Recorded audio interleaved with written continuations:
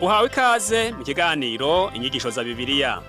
Muri iki kiganiro tugenda turaba ibice by'ivyanditswe muri Bibiliya yera ijambo ry'Imana, tukarimbura insiguro yavyo. Ni ikiganiro gitanga inyigisho z'ivyanditswe vyera mu kiringo c'imyaka 5. Inyuma y'icigwa turaguha inomero woturonderako igihe wogira ico ugomba guterera canke kubaza. Kaze twumvirize kandi twigishwe.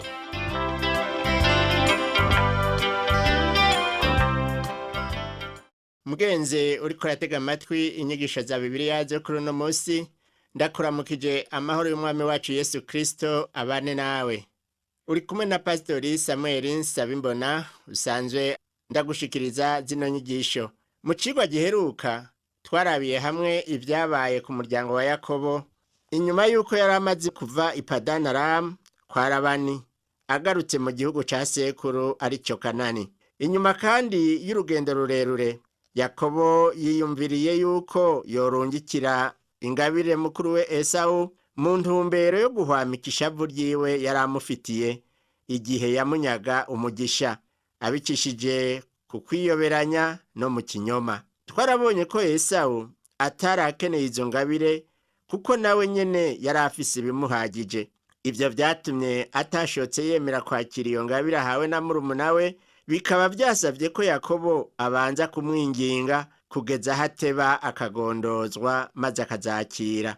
Yakobo yiyumvira ko Esau ahava yihora akamugirira nabi. Nico catumye yaciye agabanyamwo kubiri abantu biwe kugira ngo niyaramuka aserukiye ku muco umwe akawunyaga hasigara uwundi urokoke. Yakobo yaciye atakambira Uhoraho n'umubabaro mwinshi, arasemerera avuga ati: Mana ya sogokuru Aburahamu, Mana ya data Isaka, ewe Mana Uhoraho, ni wewe Mana, none si wewe wambariye uti subira mu gihugu cawe no mu muryango wawe, uti nanje nzokugirira neza. Izo mbabazi zose wagiriye umusavyi wawe n'ukuntu utampemukiye, sinari imbereye kugirirwa na bikeya, kuko najabutse Yorodani nitwaje agakoni gusa, none ngarutse ndimwo imigwi ibiri. Yakobo rero atakambira Imana asemerera avuga ati: Uhoraho, ni wewe Mana ya sogokuru Aburahamu, kandi uri Imana ya data Isaka. Ayo niyo majambo ya mbere twabonye mu buzima bwa Yakobo avuga ko atabereye, none akwiye kugirirwa imbabazi. Bwari ubwa mbere Yakobo yatura ko ari umunyabyaha imbere y'Imana. Ivyo kandi twarabonye yuko mu mashengero menshi usanga hari abantu batemera ko ari abanyabyaha, batanavyatura. Hari amajambo anezereza Yakobo yavuze yerekana ingene Imana yamukoreye ibikomeye, ati: kuko najabutse Yorodani nitwaje agakoni gusa, none hengarutse ndi imico ibiri. Imana yari yaramuhezagiye, imuha umuryango, imuha itunga, kandi n'uwo munsi Imana iracahezagira igatanga ibikwiye ku muntu nk'uko ibigomba. Ku murongo wa 11 n'uwa 12 mu gihimba ca 32 muri iki gitabo c'Itanguriro, yavuze ati: ndakwinginze nunkize unkure mu maboko ya mukugwanje Esau, kuko ndamutinya, yoye kuza akanyicana n'abana na ba nyina. Kandi ari we wambariye uti sinzobura kukugirira neza, nzohindura uruvyaro rwawe rungane n'umusenyi wo ku kiyaga, wisinzi utoharurika. Yakobo yatakambiye Uhoraho cane. Nibaza ko uwo munsi wamubereye umunsi ugoye, kandi isengesho ryiwe ryari isengesho ryo gutaka umuntu yihebuye. Naho yari yasenze, Yakobo yanezerejwe no guha Esau ku mukuku wiwe. Erega yakiriye kuvyo yari afise abiha Esau, kandi ntaco yari arinze kumusaba. Mugabo kandi twibuke yuko igihe yasaba umugisha wa se, yabanje kuzana isuguru zibiri z'impene, arazibaga, araziteka ziricumba, azihereza se kugira ngo abone kumuhezagira. yakiriye rero mu byo yari afise bitari bike abihereza Esawu, abiha abantu biwe ubusho bwose ukwabwo. Arababarira ati nimunyitangire imbere mujabuke, kandi mugende muhanye inta hagati y'ubusho n'ubundi. Yakobo twarabonye ko yarazi ubuhinga bwo gushobora guhoyahoya abantu kugira ngo ntibagumane ishavu, ntibagumane ishari. Yafashe izo ngabire azirungika kwa Esawu, ubusho bumwe ukwabwo ubundi ukwabwo, bihanye inta, kugira ngo Esawu niyaramuka abonye kimwe gihwamike uburake, n'ubusigaye nabwo ica kabiri kibuhwamike. Yakobo yari yasenze Imana, yibutse Uhoraho ko ari we yamubwiye gusubira mu gihugu ciwe, kandi Imana yamubwiye ko izomuzigama. Ariko naho byari bimeze gutyo, Yakobo yaciye atangura gutegura ibyaza guha Esawu kugira ngo ntamugirire nabi. Yaciye yibagira iby'Imana yamubariye kwizobana nawe. Ibi bica bitwereka ko atizera Imana by'ukuri, ntiyarayizigiye ko ibyo yamubwiye izobikora. Ndatinya ko uyu munsi nawe we nshuti yanje canke nanje dushobora kuba tumeze nka Yakobo. Yakobo atizeye Imana iza kubana nawe kandi yamaze kubimwemerera. Hari amasezerano menshi twahawe n'Imana, ariko dushitse mu bihe bigoye tukayibagira, tukabona ko ayo masezerano atari yacu, tukaguma dukekeranya ko n'imitwaro yacu Imana yayakiriye, kandi kuko tutizeye ko yishuwe, tugumana iyo mitwaro ku rutugu rwacu, tukongera tugashishikara twambaza Imana. Ibi rero bica vyerekana yuko tutayizigiye. Ibi nivyo vyashikiye Yakobo, kuko yiyumviriye ati reka ndamuhwamikisha ingabire zinyitangira imbere, mpeze mbone guseruka imbere yiwe. Ati kumbure yondeka kampangaza, urumva ashizemwo kumbure. Ariko ntiyibutse ko Imana yavuze ko izomuzigama, kugira ngo Yakobo ahoyahoye ibyo yakoreye Esawu. Yateguye ubusho ku buryo haba inta hagati ya bumwe n'ubundi, kugira ngo Esawu niyabona bumwe buseruka abone n'ubundi bukurikira. Hanyuma ibyo Yakobo yari yabiteguye mu buryo bw'indamukanyo, mu buryo bw'ingabire. Nta kindi yari yiteze atari kugira ngo ahwamike uburake bwa mukuru we. Ku murongo wa 21 havuga ngo nuko izo ndamukanyo ziba ziragenda imbere, ariko wewe arara ngaho iryo joro aho abiwe bacumbitse. Avyuka muri iryo joro nyene, ahitana abagore biwe bombi, injoreke ziwe zombi n'abana biwe uko ari 11, ajabuka icambo Yaboki, arabajana, abajabutsa uwo mugezi, ajabutsa n'ivyo yari afise vyose. Muri iryo joro naho Yakobo yajabukije ivyiwe vyose, ariko wewe yaciye aguma ku gasozi ka wenyene, kugira ngo mwene wabo Esawu niyaza apfume yicawe wenyene, ariko abo muryango wose usigare. Iki cari ikintu gikomeye ko Yakobo yemeye kwigura umuryango wiwe. Ariko rero Esawu we yaraje amufitiye igishika n'inkumbu nyinshi cyane. Ubona ko bari bamaze imyaka 20 batandukanye. Esawu yaraciye anagomba ko bajana, ngo ajane na Yakobo i Seiri iwabo. Ariko Yakobo twabonye ko atabishimye, kuko wewe yaciye yihitiramwo kuja kwibera i Salemu hafi y'igisagara c'Ishekemu. Twarangije icigwa cacu tuvugana ivyerekeye ingene Shekemu yononye, yasambanije Dina umukobwa wa Yakobo. Aho hantu i Salemu Yakobo yahisemwo kuba, twasanze hatari heza namba, bikaba vyatumye Imana ihitamwo kuhamukura ibicishije mu vyamushikiye. Umurongo wa mbere n'uwa kabiri wo mwitangurira igihimba ca 34 uvuga ngo Dina umukobwa wa Leya na Yakobo aho kuguma mu biwabo, aragenda aja kuramutsa abakobwa bo muri ico gihugu. Maze mwene Hamori umuhiwi atwara icyo gihugu yitwa Shekemu aramubona, aramufata, aryamana nawe kandi amusambanya ku gahato. Ibyo bintu byabaye byarababaje Yakobo n'abahungu biwe, ari nacyo cyatumye abo bahungu ba Yakobo bata mu mutego abo bantu b'i Salemu. Babahenze ngo bagomba bunga ubumwe nabo, biheze bikunde bashingirane, kuko uwo Shekemu na se wiwe Hamori bari baje gusaba abo kwa Yakobo ngo babashingire uwo mukobwa wabo Dina. Uwo munsi rero tubandanirize kuri iyi nkuru nyene turavye ivyanditswe mu gitabo c'Itanguriro mu gihimba ca 34 duhereye ku murongo wa 15 tugeze ku wa 31.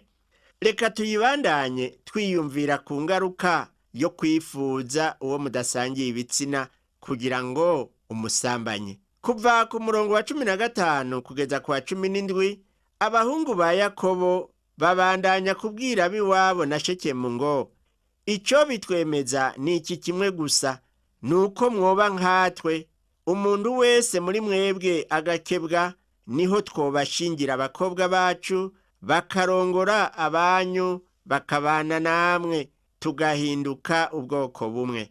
Ariko nimutatwumvira ngo mukebwe, tuzohitana umukobwa wacu twigire. Icabo bahungu ba Yakobo basavye nuko abo bantu bagenda bagashitsa uwo mugenzo wo gukebwa. Ibyo rero bikwiye guha icigwa abatari bake. Umupasitori umwe avuga ati, ndibuka umusore n'inkumi bigeze kuza kundaba ngo ndabaha impanuro, hanyuma mpave mpezagira ubukwe bwabo. Narababwiye yuko ntashobora gushingira intahe ukumatana kwabo, kubera yuko uwo muhungu atari umukristo, umukobwa nawe ati sindamujako adahindutse ngo abe umukristo. Mu nyuma naraganiriye n'uwo muhungu, aravuga ati ndemera kwakira Kristo. Twaciye dusenga Imana, hanyuma nca ndamubaza nti mu by'ukuri rero ikintu ushitseko ni iki? Abura ico avuga, atangura kuniha n'ukwaya amaboko, noneho mbona atanguye gukubita ibipfunsi ico ashikiriye cose. Buno nyene nca ndababwiza ukuri nti mupfaso, nta bukwe bwanyu nemeye guhezagira. Sinibaza yuko uwo muhungu yihanye ngo abe umukristo w'ukuri. Ako kanya baciye bumva ko ndababereye umururazi, baca baragenda barondera uwundi mukozi w'Imana wo kubakorera urwo rubanza rwabo.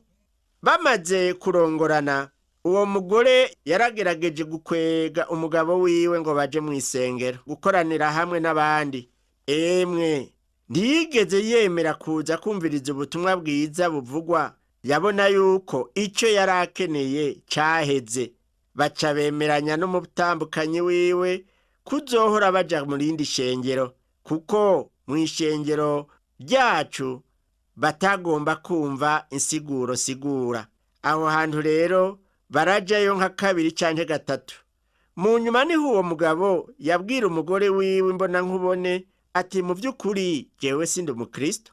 Guca mu migenzo y'ishengero ukarishikamwo canke ukavuga uti ndemera Kristo, si ukuvuga yuko uba wahejeje kubikora by'ukuri. Ndabona ko benshi muri iki gihe ukwizera ataco kubabwiye, biyumvira yuko bihagije kuzungagiza umutwe uti ndemeye. Mugenzi, kwizera Kristo ukamwakira mu mutima wawe nk'umukiza wawe, ico nico kintu gikomeye. Nta ngingo nziza numva isa niyo, nta kintu numva nobigereranya muri iyi si. Iyo wizeye Kristo ukamwakira nk'umukiza, hari icivyo bihindura mu buzima bwawe. Ariko kuri wa muhungu ntaco vyahinduye, kuko ntiyaramwizeye. Ivyo nivyo vyashikiye umunyamerika umwe rurangiranwa yitwa Mariko Twene. Wewe ntiyari umukristo, maze igihe kimwe akunda umukobwa mwiza cane kandi w'umukristo w'akarorero. Agombye kumurongora, uwo mwigeme aranka ati ntibishoboka kiretse uhindutse umukristo. Uwo mugabo ati na jewe ndakiriye Kristo. Inzira ibirabonetse, bararongorana.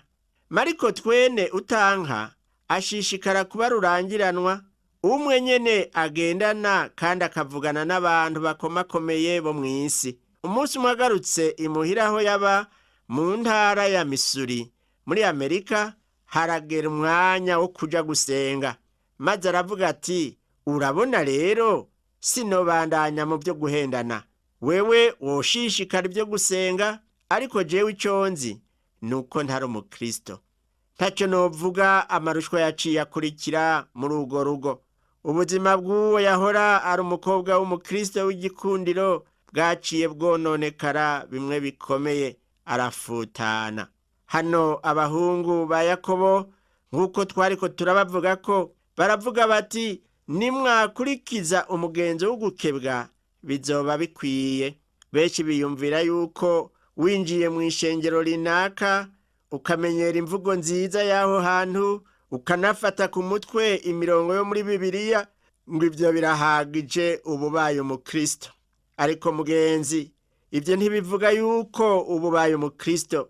Iyo wizeye Kristo hari ikintu kidasanzwe kibacinjiye, maze ugahinduka uwundi muntu. Umurongo wa 18 n'uwa 19 muri ca gitabo c'Itanguriro igihimba ca 34 haravuga ngo, amajambo yabo anezereza Hamori na Shekemu umwana wiwe. Uwo muhungu ntiyatebagana kubikora kuko yakunda umukobwa wa Yakobo, kandi Shekemu yarubahwa gusumba abo mu nzu ya se bose.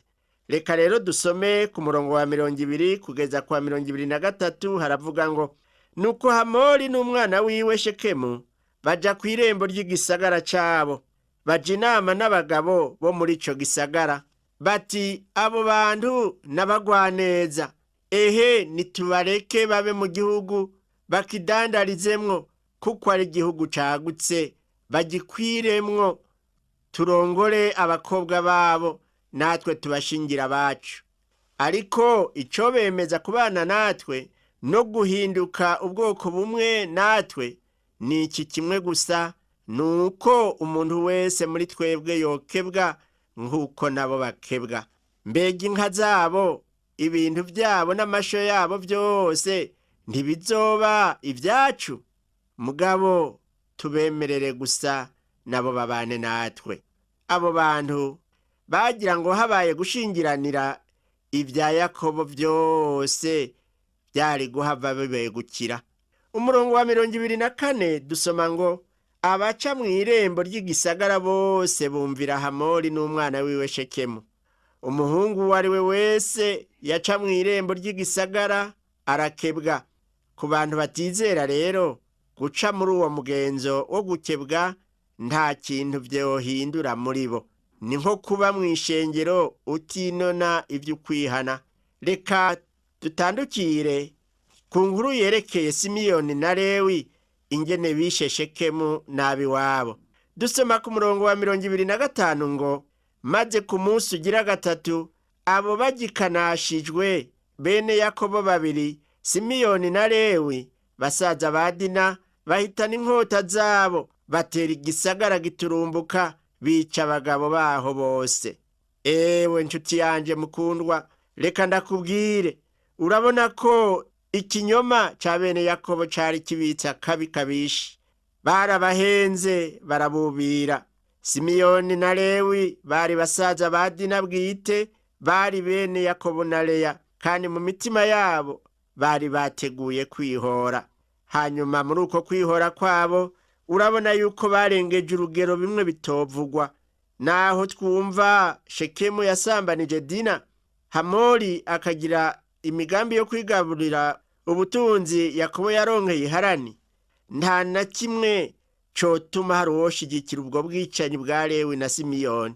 Ivyo bakoze biteye ubwoba, kandi bigaragaza ingene umubano w'abantu ba Yakobo n'aba Shekemu utari gushoboka. Kuva ku murongo wa 26 no kugeza kwa 27 havuga ngo, bicisha Hamori inkota n'umuhungu wiwe Shekemu, bahitana Dina mu nzu ya Shekemu, bavayo. Bene Yakobo bakoba imivyimba, basahura igisagara, babahora gusambana na mushiki wabo. N'abandi bahungu ba Yakobo barifatanije nabo muri ubwo bwicanyi. Ibyo byagaragaje mu muryango wa Yakobo ubukunzi bw'inda buteye isoni bwarahuwe imuhira kwa Labani, wa mutima mubi wo kugunga, nk'uko biboneka kuri uwo murongo wa 28 kugeza ku murongo wa 30. Ngo banyaga imikuku yabo, amasho yabo, indogoba zabo, ivyari mu gisagara n'ivyari mu misozi. Banyaga ubutunzi bwabo bwose, bafatambira abana babo bose n'abagore babo n'ivyari mu nzu vyose. Maze Yakobo abarira Simiyoni na Lewi ati, munkwege yibara, kuko mutumye nankwa na bene igihugu, Abanyakanani n'Abaferizi, kandi ko turi inkwehwa, bazokwikoraniriza hamwe bantere mpeze mbone ndanduranwe n'inzu yanje. Aha rero twumva ibintu bitari byo mu nyifato ya Yakobo. Yakobo arakiye Simiyoni na Lewi ngo bamwambitse ibara, ariko ntabahora icaha gikomeye kandi giteye ubwoba bakoze. Hari igihe twanka kumva ububisha bwinyegeje mu caha, tukabona gusa mu kwikunda kwacu ngo mbega bizogenda gute. Hari abantu benshi mu mashengero yacu badashobora kwemanga ngo bahagararire kuri mu ngorane zikunda gushika. Kubera iki? Keshi baba bibaza yuko abo bagendana batoshobora kubemera, canke bohava bahomba ivyubahiro basanganywe, canke barondera mw'isi. Imana ntigomba ko abakristo bishushanya n'abandi bantu bagendana, canke mu byo bakora byose bashira imbere ukuntu baboneka mu maso y'abandi. Ntibaraba yuko ikintu kibereye canke kidateye isoni ku muntu w'umukristo. Uzosanga rero mu ishengero huzuye abakristo bakingira ikibaba benshi mu makosa yabo, kuko atakundi bari bugire. Abo rero usanga benshi buzuye umubabaro n'amaganya. Birakenewe guhagararira ukuri, inshuti mugenzi. Ivyo biduhesha icubahiro. Yakobo yarakuze, ariko ntiyashoboye guhagararira ukuri. Abahungu biwe nabo bagerageza kwishigikira. Urumva ingene babivuze mu murongo wa 31, ngo baramwishura bati, mbega vyari bibereye ko agirira mushiki wacu atyo nk'aho yari maraya? Ico kibazo ni ciza. Novuga nti asangwa bari bafise iciyumviro c'ukwihanira, bari bakwiye kubigenza buhoro buhoro, bakabanza bakabashira mu katabesha, bakabumviriza. Ntibari guca bica abo bantu, kandi naho bari kureka mushiki wabo akabigwa, ibyo vyari kuruta ko barinda gusesa amaraso. Si ukuvuga ngo vyari vyiza yuko bashingira mushiki wabo muri abo banyamahanga, ariko muri ico gihe vyari gufasha, nk'uko bavuga bati imirazi isumba guhuma. Urumva yuko ivyo vyari kuruta ubwicanyi bwo gutemagura abo mu gisagara bose. Eka namba sinobishigikira, kandi nta n'umwe yarakwiye kubishigikira yuko abantu bakora ikizira kimeze gutyo. Abo bahungu bagize nabi, bakoze ibiteye isoni, kandi bahonyanze ijambo ry'Imana, nk'uko turibona mu ikete Pawulo yandikiye Abaroma, igihimba ca 12 umurongo wa 19 kugeza 21, rivuga riti, abo nkunda ntimwihorane, ariko muhe uburyo ishavu ry'Imana, kuko handitswe ngo, uguhora n'ukwanje, ni jewe nzobasubiriza mu nkoko, niko Uhoraho avuze. Ariko umwasi wawe niyasonza umugaburire, niyagira inyota umuhe icanywa, kuko niwagira utyo uzoba umurunze ko amakara yaka ku mutwe. Ikibi coye kukunesha, yamara ikibi ukineshesha iciza. Ku bakristo b'uwu munsi, iri kete Pawulo yandikiye Abaroma mu gihimba ca 12 ni itegeko ryuzuyemo ingingo nyinshi zikwiye gukurikizwa. Tugerageje kwihora, ntituba turongowe n'ukwizera kuboneka mu ijambo ry'Imana. Ndushobora kuba wizera Imana ngo uheze ukora ibinyuranye n'ijambo ryayo, ariko ndazi neza yuko Yakobo mbere n'abahungu biwe atawari kubabwira ivy'impwemu nk'ivyo ngo bavyakire. Bari batwawe n'ishavu n'inzigo. Icaha gihambaye bakoze ntamvo n'imwe yotuma cumvikana. Woshobora kumva umengo bakoze babikoze kubw'urukundo bakunda mushiki wabo canke kubw'ibara ryari ryaguye mu muryango wabo. Yakobo we yari yamaze kwibonera inkoko nyinshi cyane azokwironkera zije nk'inkwano. Mugenzi utwumviriza, uku kwihorana n'ibindi vyaha byose biva kuri Satani.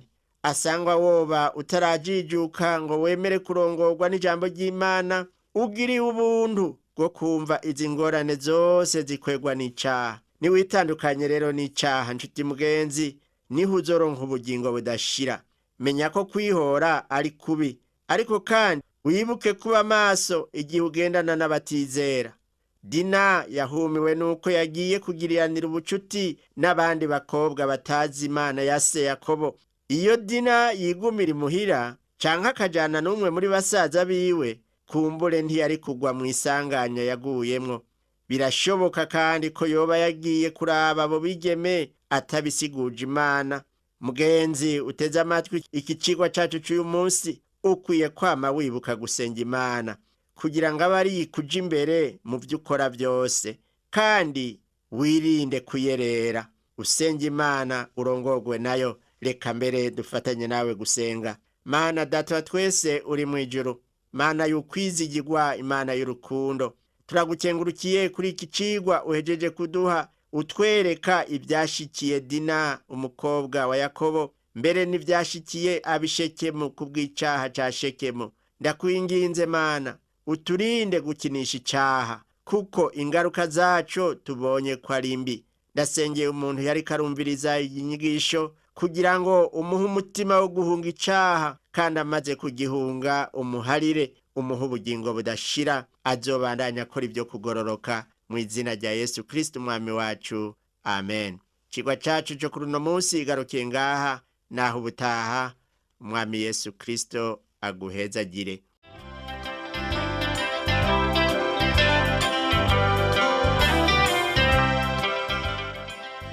Wakoze kumviriza icigwa c'ijambo ry'Imana c'uyu munsi. Ushobora kumviriza n'ibindi biganiro by'inyigisho za Bibiliya canke ukabikwega kuri uru rubuga rwa interinete rukurikira: http utuburungu tubiri uturongo tubiri duhengetse ttb akaburungu twr.org. Ushobora kumviriza ikiganiro cyo muri indwi canke ugafyonda ahanditswe ngo rondera ukurikije itariki kugira ngo wumvirize ikiganiro camaze kurengana. Ushobora no gufyonda ahanditswe ngo rondera ukurikije ibyanditswe kugira ngo wumve ibiri muri ico gice cy'ivyanditswe byera ugomba. Ufise ico wunganira canke ubaza, twandikire. Email ni twr@gmail.com. Ushobora kandi kudusanga kuri Facebook yitwa Burundi. Ushobora no kutwakura kuri telefone yo mu biro. Inomero ni 22 24 26 57 mu masaha y'akazi. Canke kuri telefone ngendanwa, inomero ni 69 67 12 77 79 74 19 93. Udusanga kandi kuri Whatsapp, nimero ni 79 38 71 99. Yesu aguhezagire.